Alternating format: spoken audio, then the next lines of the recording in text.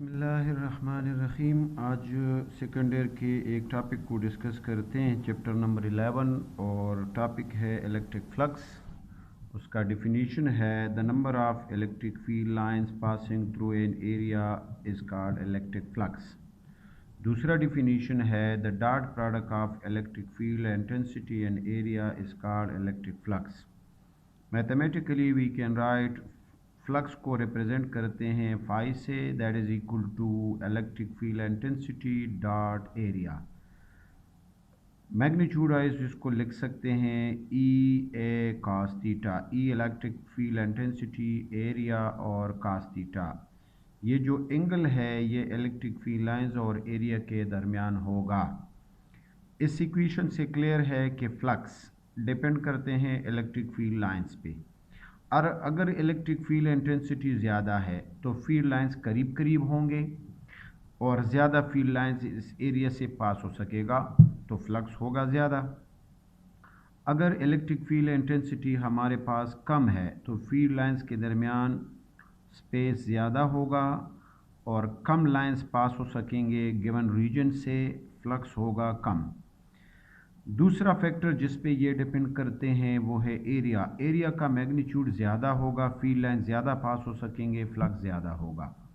Area कम होगा, field lines कम पास हो सकेंगे, फ्लक्स होगा कम। अगर एंगल एरिया और फील्ड लाइंस के दरमियान ज़ीरो है, का 0 1 के बराबर है, फ्लक्स होगा मैक्सिमम। और अगर फिर इसका मतलब है कि फील्ड लाइंस और एरिया सेम डायरेक्शन में है। दूसरा, अगर एंगल 90 है एरिया और फील्ड लाइंस के दरमियान तो cos 90 0, फ्लक्स होगा 0।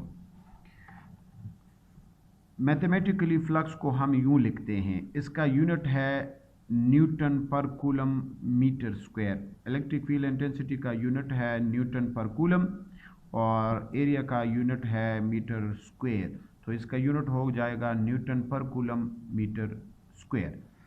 फ्लक्स तीन किस्म के हैं। Field lines entering the surface अगर कम है, field lines outgoing the surface अगर ज़्यादा है, लीविंग द सरफेस ज़्यादा है, तो ये पॉजिटिव फ्लक्स है। इसका मतलब है कि इस रीजन के दरमियान कोई सोर्स है जिसका इलेक्ट्रिक फील्ड लाइंस इसके साथ शामिल हो रहे हैं, तो ये जो फ्लक्स है ये पॉजिटिव होगा। इसी तरह अगर इलेक्ट्रिक फील्ड लाइंस जो रीजन में एंटर हो रहे हैं वो अगर ज़्यादा है और आउटगोइंग लाइंस कम है, तो इसका मतलब है कुछ लाइंस इसके अंदर ज़ाया हो रहे हैं, तो इस किस्म के फ्लक्स को हम नेगेटिव फ्लक्स कहते हैं। फील्ड लाइन जितने एंटर हो रहे हैं किसी रीजन में और जितने लाइंस इससे वापस पास हो रहे हैं, अगर ये इक्वल है तो फिर फ्लक्स होगा 0। किसी क्लोज सरफेस से कितना फ्लक्स होगा? लेट सपोज ये क्लोज सरफेस है, इस सरफेस को रिप्रेजेंट करते हैं एस से, इसके अंदर एक चार्ज पड़ा है। ये चार्ज अगर पॉजिटिव है, फील्ड लाइंस अंदर से बाहर की तरफ जा रहे हैं, और अगर ये नेगेटिव है, फील्ड लाइन बाहर से अंदर की तरफ आ रहे हैं, तो अगर ये एक चार्ज इसके अंदर पड़ा है, इसके बाहर सरफेस को छोटे छोटे रीजन्स में हम डिवाइड करते हैं। ठीक है, ये सपोज एरिया 1 है, इससे जो लाइंस पास हो रहे हैं इलेक्ट्रिक फील्ड इंटेंसिटी इस एरिया से ये E1 है, और फील्ड लाइंस और एरिया के दरमियान एंगल थीटा 1 है। इसी तरह ये छोटा सा रीजन और लेते हैं, यहाँ इससे जो एरिया है A2 है, इससे जो फील्ड लाइंस पास हो रहे हैं ये E2 है, और फील्ड लाइंस और एरिया के दरमियान जो एंगल है दैट इज थीटा 2। पूरे सरफेस को छोटे छोटे रीजन में डिवाइड करते हैं। कितने region? n number of region में, En, An और थीटा n। तो अब फ्लक्स थ्रू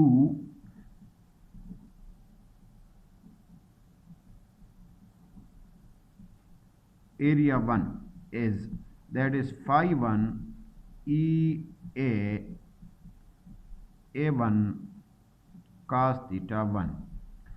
इसी तरह फ्लक्स थ्रू एरिया 2 बराबर होगा E2 A2 cos theta 2 up to कितना n, En An cos theta n। Total flux through the surface, total flux through the whole surface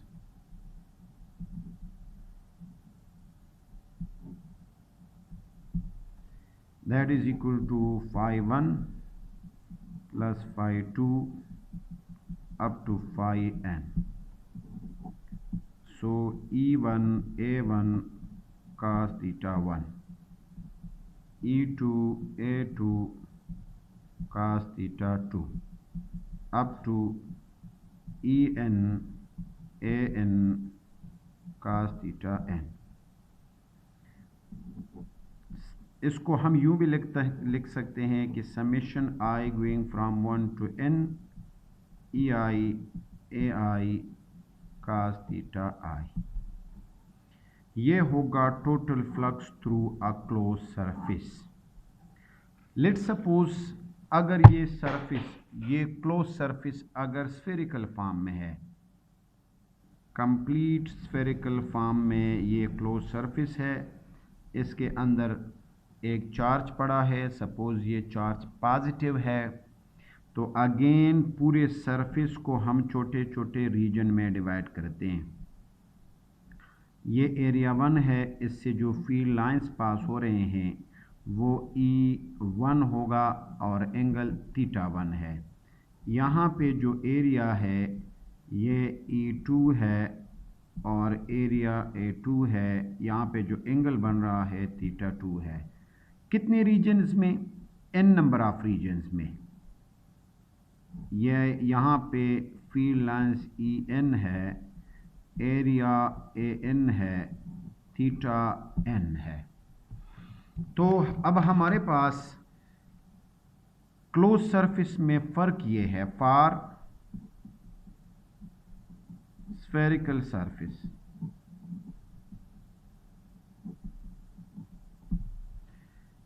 surface के लिए हमेशा फील्ड लाइंस और area के दरमियान जितने हर पॉइंट पे एंगल बनते हैं वो हमेशा 0 के बराबर होगा। स्फेरिकल सरफेस के लिए एक दफ़ा फिर रिपीट कर लो कि स्फेरिकल सरफेस के लिए फील्ड लाइंस और एरिया डायरेक्शन हमेशा सेम होगा और हमेशा एंगल 0 बनेगा फील्ड लाइंस और एरिया के दरमियान। तो इसीलिए फ्लक्स पासिंग थ्रू एरिया 1 ये बराबर होगा E1 A1, और क्योंकि एंगल 0 है और cos 0 1 के बराबर है, इसी तरह इधर आप लिख सकते हैं कि cos 0 is equal to 1। Flux through area 2 E2 A2 होगा up to flux number n En An होगा।